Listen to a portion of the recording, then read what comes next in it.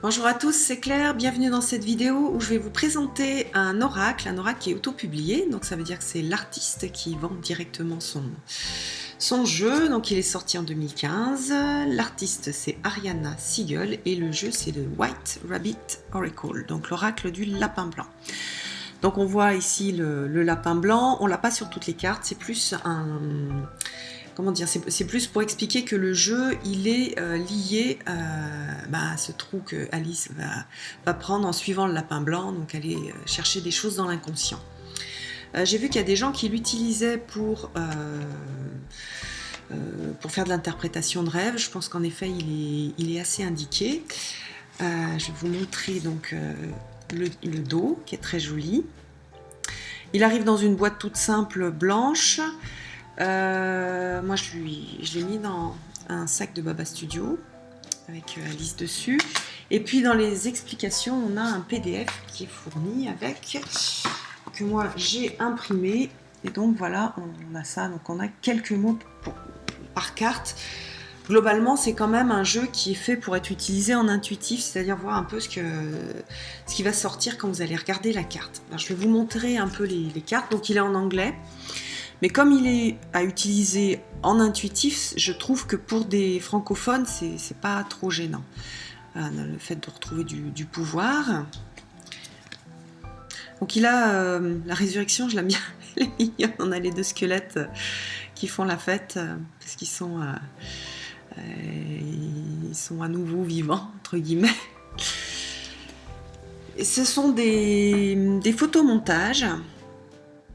Il y a beaucoup de symboles. Celle-ci est très belle. Beaucoup de symboles. Il y a une façon de réaliser les cartes. Je ne sais pas si vous voyez, mais les contours sont un peu flous, comme si c'était des vieilles images pas bien réalisées. Donc on a ces petits points un peu partout. Alors, c'est un jeu particulier pour moi parce que en fait je mets du temps un peu à créer un lien avec celui-là. C'est un jeu qui me dérange en fait. Il y a pas mal de choses qui me dérangent, donc pour ça il est assez intéressant. Il y a des images que j'adore et il y en a qui me font très peur. Donc c'est vrai que par exemple, en plus des images qui n'ont pas forcément... Voilà, celle-ci elle me fait assez peur. Donc c'est un jeu intéressant pour ça, donc j'ai pas encore pris le temps d'aller vraiment chercher pourquoi est-ce que ça me fait peur, qu'est-ce que ça représente, mais c'est un jeu sur lequel on peut se poser et faire un travail, donc je pense que je vais faire le même travail que j'avais fait avec l'oracle des fées de Brian Froud, de classer les cartes, celles qui me plaisent, celles qui me plaisent pas, pourquoi faire des groupes, etc. Et là, souvent, on trouve des choses super intéressantes sur des choses de l'inconscient qui cherchent à remonter. Donc, par exemple, celle-ci, alors que c'est une carte de joie, de jeu, moi, je trouve que il y a quelque chose de monstrueux dans le lapin. Voilà, pareil pour celui-là. Je trouve que il y a quelque chose d'abusif. Mais donc c'est vraiment un jeu qui est intéressant parce qu'il fait remonter des choses de l'inconscient. C'est pas un jeu tout rose. C'est un jeu assez sombre malgré certaines images qui peuvent faire un peu joyeuses. Moi je trouve qu'il a quelque chose de... Ouais, quelque chose de sombre, quelque chose du trou dans lequel le lapin s'enfuit. Le fait d'aller découvrir des choses au niveau de l'inconscient. Celle-ci, elle est très belle. On dirait un peu plutôt la grande prêtresse. La confiance. Et puis, ce sont des photomontages. Bon, celle-ci, elle est magnifique. Celle-ci, c'est ma préférée. Je trouve super belle.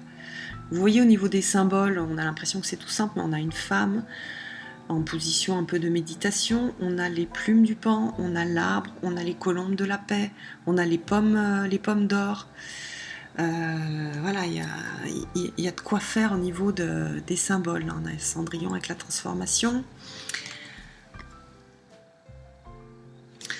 Les couleurs sont plutôt sombres, même celles qui qui ont des couleurs un peu plus vives. Ça, on reste quand même dans des tons assez sombres.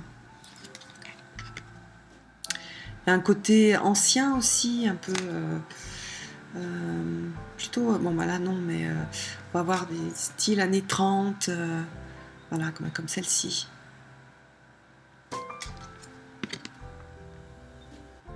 Si c'est un jeu qui vous parle et puis que vous ne parlez pas anglais, je vous conseille quand même de le prendre parce que, bon, avec Google, vous trouverez la signification des cartes. Donc, juste avec le mot-clé et l'image, vous allez pouvoir travailler en intuitif et puis faire des tirages avec.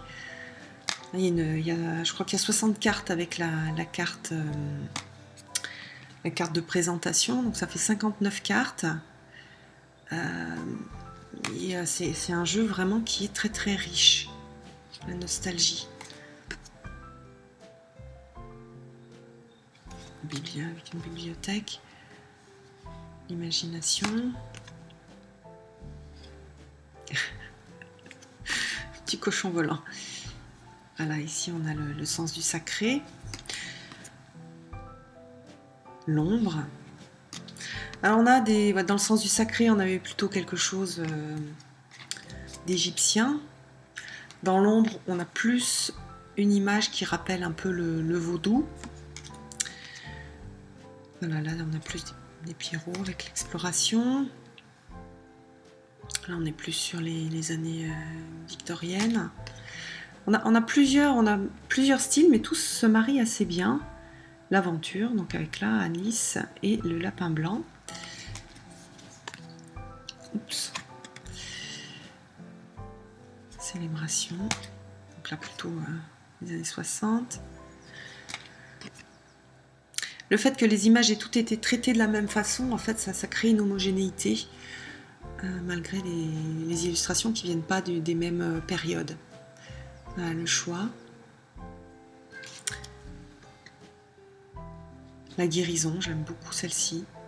Donc après, on peut travailler sur la guérison, une rose, pourquoi une rose bleue, la lune, les coquillages dans les cheveux. Il y a vraiment il y a aussi, on voit un petit personnage au niveau de la tête dans le coquillage, dans la coquille Saint-Jacques. Il y a de quoi prendre le temps de les regarder et puis d'aller explorer, donc, et en intuitif ce que ça peut nous faire ressortir, et au niveau des symboles, de quoi parle le symbole. Donc c'est aussi un jeu, vous pouvez utiliser les images et le petit texte, et après vous approprier complètement les cartes. Splendeur, elle est magnifique celle-ci. Hop, la chance. Enfin, la fortune, la bonne fortune. Le renouveau avec les petits papillons. Et on est aussi dans une église, donc avec la foi. On a un bouquet de roses en bas. Vous voyez beaucoup de symboles. L'enchantement. Quelque chose de calme, de paisible. Voilà, il y a la mer, le coucher de soleil ou peut-être le lever de soleil en fonction de ce que vous allez voir. Et puis donc voilà l'expression. Alors juste pour ceux qui lisent l'anglais, donc vous allez l'avoir sous format PDF. Je ne sais pas si on peut le demander sous format texte pour pouvoir faire une traduction automatique avec Google. Donc par exemple sur une carte, bah là celle-ci, l'expression. Donc, l'expression, elle est ici, donc, faire ce que l'on aime, exprimer de la joie, la vitalité ou besoin de lâcher en fait une certaine répression de ce que l'on a envie d'exprimer. Et voilà, donc on va avoir ça comme type de message. C'est bien représenté, on voit bien on a un mouvement important dans la carte, on a des couleurs, c'est une des cartes les plus colorées, Et on a cette notion, ce cadre, sortir du cadre, sortir de l'enfermement, les fleurs qui expriment la joie. Donc on a vraiment beaucoup de... Elles sont très très parlantes, ces cartes. Donc voilà, c'est plus, je pense, des cartes pour faire des petits tirages. Pour l'interprétation des rêves, j'ai pas encore utilisé, mais je ferai... Enfin, j'ai beaucoup de vidéos à faire, mais ça serait bien que je fasse une petite vidéo sur l'interprétation des rêves pour vous montrer comment ça fonctionne. J'attends d'avoir fini les vidéos sur certains jeux que je voudrais vous montrer, puis après je ferai celle-ci. Voilà, j'espère que je vous ai fait rêver.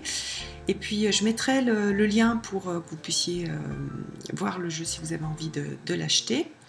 Et je vous donne rendez-vous pour une prochaine vidéo. Bye bye!